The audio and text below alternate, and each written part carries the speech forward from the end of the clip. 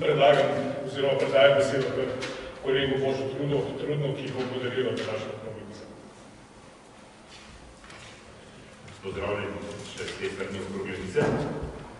Danes smo se posvetili, da bi prediskutirali vlogo slovenske milice v času mitingov resnice. Pri tem zlasti mislimo na tista prva dogajanja, se pravi spomladanski miting, ki nekako še ni doživel naše strokovne policijske obravnave. Vsaj ne v taki meri, kot bi si želeli. Vemo, da je sodelovanje pri zaščiti demokratičnih procesov v Sloveniji in sodelovanje v vojni za Slovenijo, da je to konstitutivni element združenja Sever. Šele tako lahko postaneš, malo na rekovajih, pravi član združenja Sever.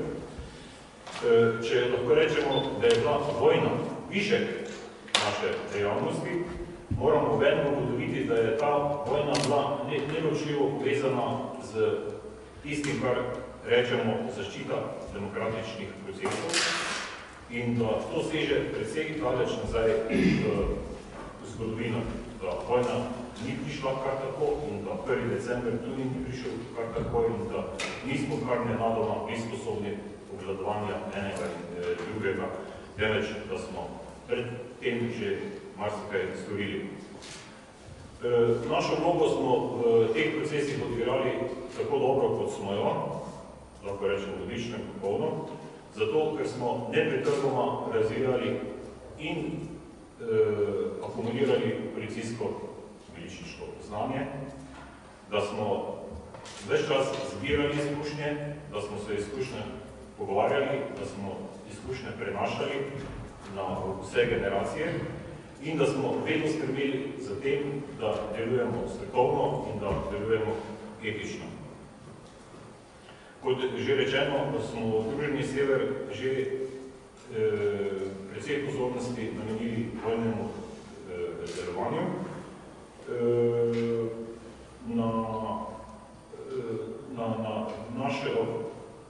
Na naš razvoj smo v času predvojne smo med drugim opozorili tudi na posvetu, ki smo ga organizirali skupaj z Zvezo veteranov vojne za Slovenijo in Zveze slovenskih častnikov, ker smo obravnavali milico v sistemu vojaške obrambe Slovenije in njeno vojno pripravljenost pred osamosvojitveno vojno.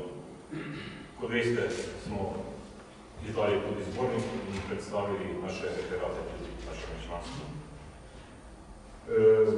Bolj ali manj sporadično, čeprav že nekako celovito,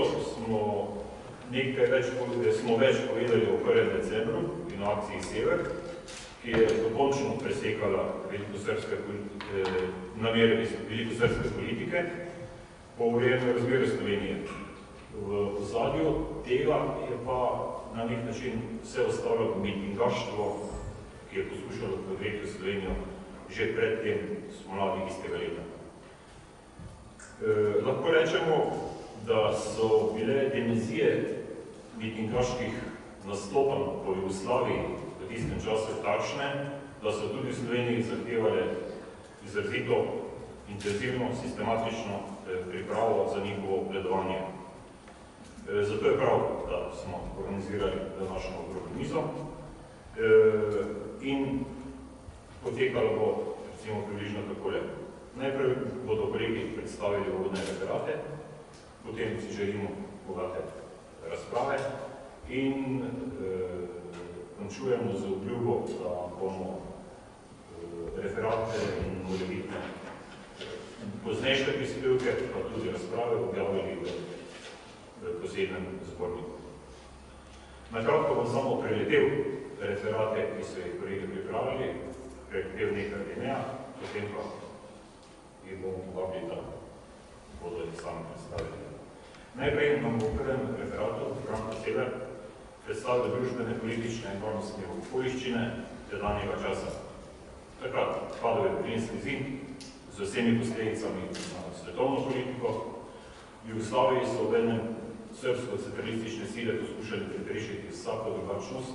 Slovenija pri tem izrazito izstopala, na nek način poudarili, je to izbilo povsem visoko na referenčni listi jugoslovanskih centralistov. Začeli so se mitingi resnice, ki so urejali razmere po drugih nesrbskih republikah. Intenzivno so se povečali napadi na Slovenijo, vsakovrstni, in v tem času je delovala JLA kot samostojna sila, kot brane, kot samostojna država. V naslednjem referatu bo potem dr. Tomaž Čas prikazal, kako se je slovenska milica drugače na nek način razvijala od pričakovanj zvezdnih oblasti, ki so ves čas poskušale vsiljevati svojo centralno in centralistično vlogo. Nekaj besed bo povedal o tem, kako je slovenska milica delovala v sistemu vojaške obrambe Slovenije, kako je bila vpeta v narodno zaščito in kakšnim pritiskom zlasti je bila podvržena slovenska milica se strani Beograda in kako uspešno je bilo okupiranje proti tem pritiskom. Magister Pavle Čelik, ki so ga oziroma izzivajo vedno masovni pojavi, se v tem prispevku ukvarja z nogometnimi tekmami in z njihovimi nekaterimi strahovitimi posledicami, množicami mrtvih v tistem času in ukrepi, ki so jih potem izvajali policijske in druge organizacije, da se bi to nasilje na nogometnih tekmah zmanjšalo ali da ga ne bi bilo. Povedal bo pa, česa smo se in kako smo se tega učili v Sloveniji in kako smo obvladovali varnostno tvegane nogometne tekme v Ljubljani. Zatem bo Drago Pupnik predstavil ukrepe, ki naj bi preprečili miting 25. marca in seveda ti ukrepi so bili potem mogoče tudi malo skromno, ampak vseeno osnova za ukrepe v decembru. Bojan Ludnižnik bo pa šel skozi vlogo tema, kaj so storili v pripravah na pomladanski miting resnice in zopet, kako so ti ukrepi na nek način osnova za ukrepe 1. decembra.